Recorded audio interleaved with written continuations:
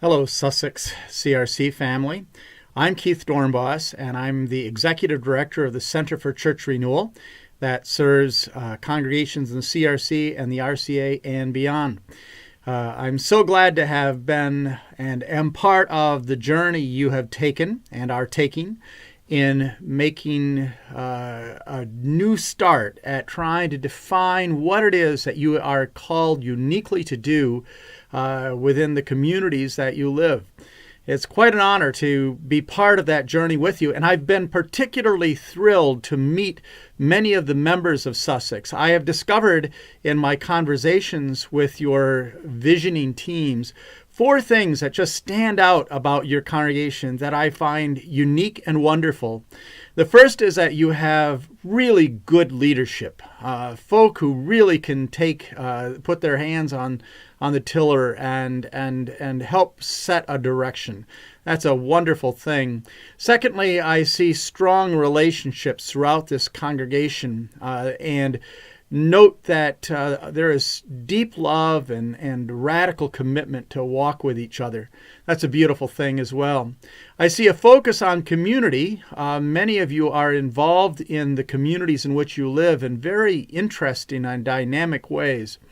And then finally, I've seen a real openness to change, to say, where we've been has been great, but where we go is yet to be determined, and we're interested in pursuing new possibilities. So that's all amazing.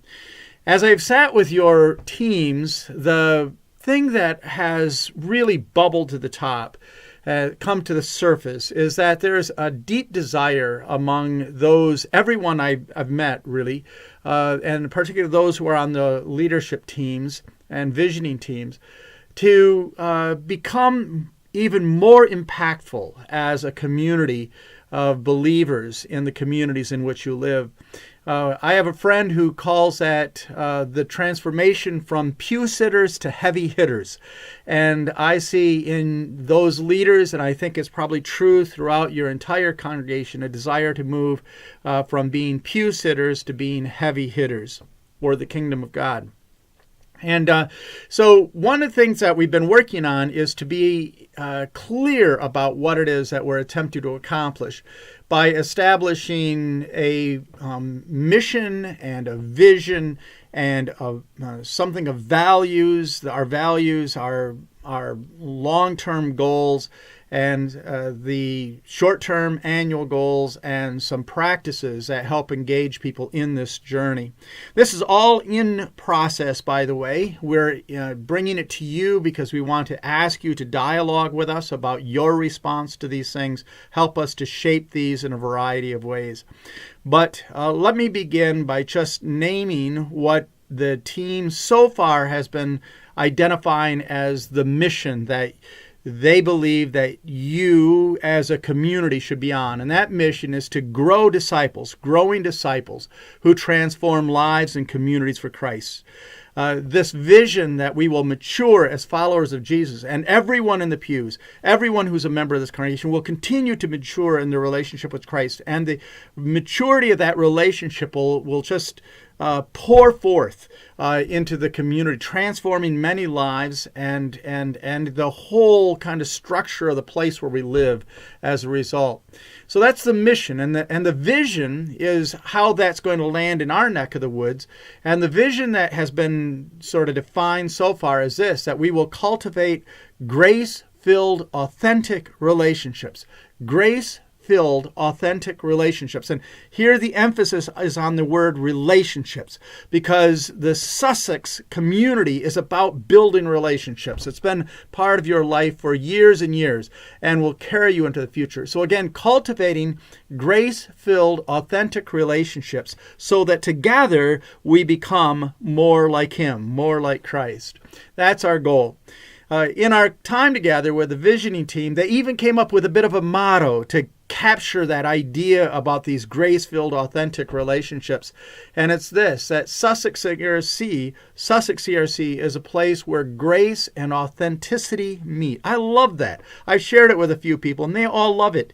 And it's this, Sussex CRC is a place where grace and authenticity meet. We'll tell each other the truth, but we'll always be met with grace.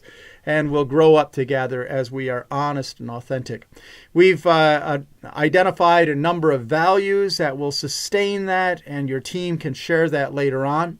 And we have a number of sort of 5-year, big, hairy, audacious goals that we have established. Some of them include things like 100% of our members will be trained in relational evangelism. 75% of our members will have 4 things that are true of them. They will be believing, self-feeding, maturing, and reproducing. That 75% of our members will be in intentional mentoring relationships. That 15% of our attendees, both on Sunday morning and in programming, will be faith seekers, and they go on from there in terms of our goals. And then we have a number of things that we're attempting to develop for the first year's investment towards those kind of 5-year goals. And again, the team will work on that with you. But the reason that I'm speaking to you this morning is because we're putting together a series of what we call dream teams. They're teams that help to take this vision and develop sort of the processes by which it gets implemented in the areas of hospitality and worship and outreach and discipleship and next-gen ministries and systems and structures. So 6 critical areas that need to have people come around and imagine how this grand vision could be lived out within a particular department. And we're giving each one of those teams some questions to ponder. For example, in hospitality and enfolding, we're asking them to think about questions like this. How will we create a discipleship pathway whereby those who are disconnected from faith and faith family become connected to faith and faith family? And how can our facilities help and enhance a welcoming environment for people? And how will we increase Sunday morning hospitality? And how will we develop our websites and our marketing tools and our social media to connect with people around us? And how will we communicate with our near neighbors about special events? So those are just a few of the questions, and every one of the teams has those kind of questions. So this morning, we're asking you to consider whether you would be willing to serve on one of those teams. And then during the summer and into the early fall, plans will be made.